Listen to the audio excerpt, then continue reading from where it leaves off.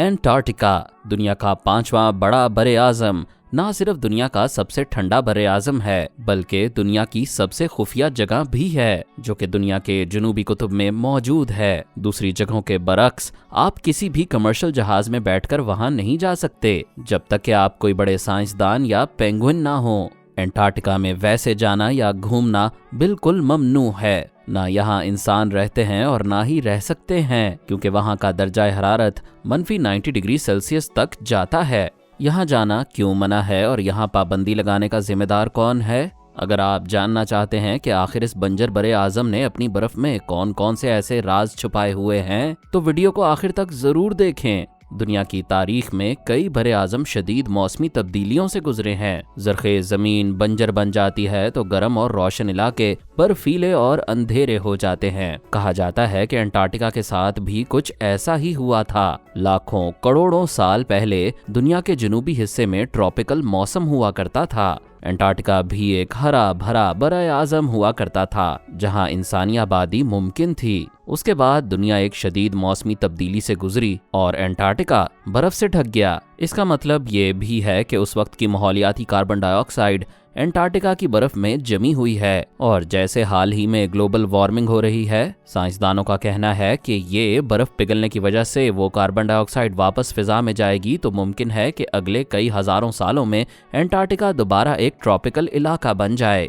19वीं सेंचुरी के वस्त से पहले किसी को भी अंटार्कटिका नामी जगह का कोई अता पता मालूम ही नहीं था, मगर फिर रिचर्ड बर्ट जूनियर नामी एक अमेरिकी नेवी एक्सप्लोरर ने सब बदल दिया। उसने अपने एक समुद्री दौरे के दौरान अचानक अंटार्कटिका दरियाफ्त किया था। बर्ट की अंटार्कटिका में बेशुमार दरियाफ्त करदा चीजों में से एक अगाथा था, जो कि एक कदीम आबादी के ज़राअत हैं। 1957 और 58 में कई ममालिक इकट्ठे मिले और इस नई दरियाफ्त को अजीम करार दिया और कहा कि उन्हें मिलकर इसकी हिफाजत के लिए कुछ करना चाहिए। इस तरह एंटार्क्टिक ट्रीटी वजूद में आई। इस ट्रीटी के मुताबिक सिर्फ साइंसदान कहीं भी और किसी भी रिसर्च के लिए एंटार्कटिका आ सकते, लेकिन आम लोग जैसे आप और मैं ऐसे कभी भी अंटार्कटिका जा नहीं सकते। हम सिर्फ खास समुद्री जहाज के जरिए जा सकते हैं, और एंटार्कटिक पेनिनसुला के गिर्द चंद लैंडिंग स्पॉट्स हैं जहां उतर भी सकते हैं। लेकिन अगर पूरे अंटार्कटिका के लैंड मैस से मुवाजना किया जाए तो वो कुछ भी नहीं है।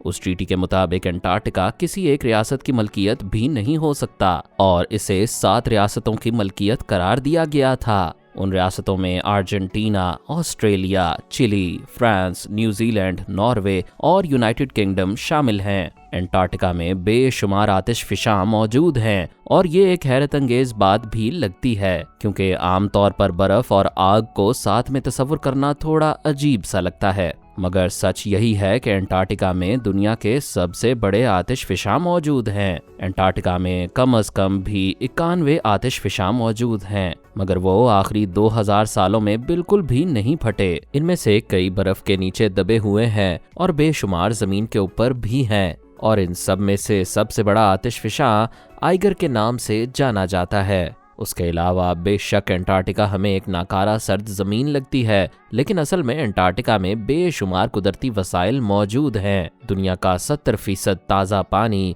और 90% ताज़ा पानी की बर्फ अंटार्कटिका में मौजूद है। अगर आसान अल्फाज में बताया जाए तो अगर अंटार्कटिका का एक बर्फ का गोला भी पिघल जाए तो जमीन का समुद्री लेवल 16 फुट ऊपर चला जाएगा। ताज़ा पानी के अलावा कहा जाता है कि अंटार्कटिका में काफी मिकदार में तांबे और पेट्रोलियम के डिपॉजिट्स भी मौजूद हैं। अंटार्कटिका दुनिया का खुश्क तरीन इलाका भी है, क्योंकि वहाँ सूरज की रोशनी ना पड़ने की वजह से कोई प्रेसिपिटेशन नहीं होती, जिसकी वजह से अंदरूनी अंटार्कटिका में मुश्किल से ही बारिश होती है। अगर हो भी तो वो बर्फबारी की सूरत में ही होती है। ज्यादातर अंटार्कटिका के साहिल को ही बारिश नसीब होती है। अंटार्कटिका का एक ऐसा इलाका भी है जहां 2 मिलियन सालों से कोई बारिश नहीं हुई, और वो इलाका कुल मिलाकर 4800 किलोमीटर पर मुश्तमिल है। अंटार्कटिका में एक और बहुत ही हैरत अंगेज चीज है जो कि दुनिया में कहीं और भी नहीं पाई जाती, और वो है सुर्ख वाटरफॉल। जी हाँ, अंटार्कटिका में खून के रंग जैसी सुर्ख पानी की वाटरफॉल मौजूद है। जो कि मैकमर्डो वैली के पास वाक़ है। कई सालों तक साइंसदान इसकी हकीकत को मालूम ना कर सके, मगर हाल ही में ये इंकशाफ सामने आया है कि वो पानी जमीन के अंदर ग्लेशियर से आता है, जहां आयरन की बहुत ज्यादा मिकदार मौजूद है। इसी वजह से वो पानी सुर्ख रंग का नजर आता है। एंटार्क्टिका में एक्सप्लोरेशंस के दौरान तारीख की कई हैरत अंगेज चीजें भी मिली हैं, जिनमें से एक इंसानी खोपड़ियों के रिमेन्स हैं। आपको लग रहा होगा कि ये कोई अजीब बात नहीं, मगर वो खोपड़ियां तो नॉर्मल थीं, लेकिन उनके ऊपर माथे वाली जगह एबनॉर्मली लंबी थी। एक आम इंसानी सर आज के जमाने में गोल होता है, मगर वो सर लंबे थे।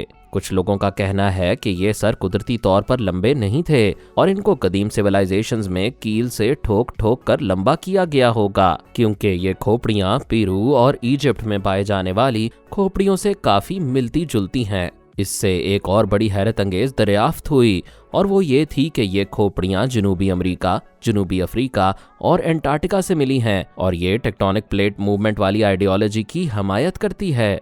वो आइडियोलॉजी यानी थ्योरी ये थी कि कई मिलियन सालों पहले ये तीनों बराए आज़म एक ही हुआ करते थे, और आहिस्ता आहिस्ता करके प्लेट्स की मूवमेंट की वजह से ये अलहदा अलहदा बरे आज़म बन गए। एक और हैरत अंगेज इंकशाफ जो कि एंटार्क्टिका की वजह से हुआ, वो ये है कि कुछ सालों पहले एंटार्क्टिका पर एक आलू के जितना मीटियोर मिला। उस पर तहकीक के बाद मालूम हुआ कि वो मार्स से आया है, और मजीद तहकीक से ऐसा इंकशाफ हुआ जिसने पूरी दुनिया को हैरान कर डाला। वो ये था कि उस मीटियोर के ऊपर जानदार माइक्रोब्स लगे हुए थे, जिससे ये साबित होता है कि मार्स पर भी इंसानी आबादी मुमकिन हो सकती है। अगर मार्स से जमीन पर आए हुए मीटियोर पर माइक्रोब्स मौजूद हैं, तो मार्स पर क्या क्या मुमकिन नहीं हो सकता। तो अब हम सब ये तो जानते हैं कि आपके और मेरे जैसे आम लोगों को एंटार्क्टिका की सर्द सरजमीन पर खुल्लम खुल्ला घूमने की इजाजत नहीं है, मगर क्यों?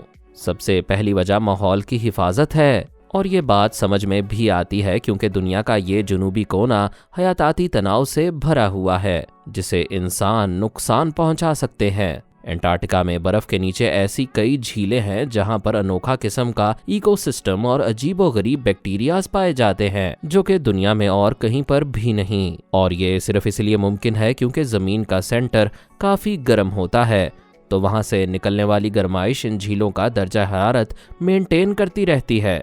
दूसरा ये कि एंटार्क्टिका दुनिया की सर्द तरीन जगह है, और वहाँ का दर्जा हरारत इतना कम भी हो जाता है जो कि इंसानी जिस्म के लिए जानलेवा तक साबित हो सकता है। और इंतहाई तेज बर्फीले तूफान भी एंटार्क्टिका में बहुत आम हैं। पिछले कई सालों में एंटार्क्टिका से कई लाशें बरामद हुई हैं। बेशक जितना मर्जी हम एंटार्क्टिका में घूमना चाहें, लेकिन हमारा वहाँ जाना सिर्फ हमारी हिफाजत के लिए ही ममनू किया गया है। अगर आम इंसान वहां चला जाए तो पकड़े जाने पर उसे $10,000 का जुर्माना देना पड़ता है, जो कि तकरीबन 22 लाख पाकिस्तानी रुपए बनते हैं, और हत्ता के 1 साल जेल भी हो सकती है।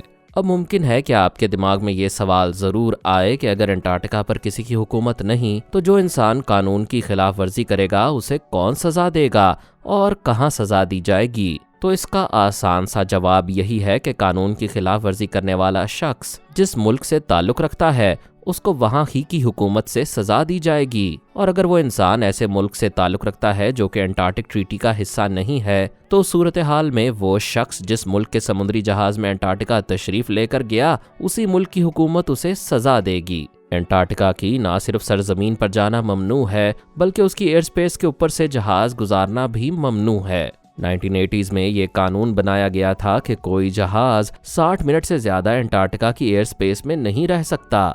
ये कानून सिर्फ कमर्शियल फ्लाइट्स के लिए है, वरना जो तैयारे साइंसदानों और रिसर्चर्स को लेकर आते हैं और वापस लेकर जाते हैं, उनका आना ममनू नहीं। अब एंटार्क्टिका बिल्कुल भी बोरिंग नहीं है।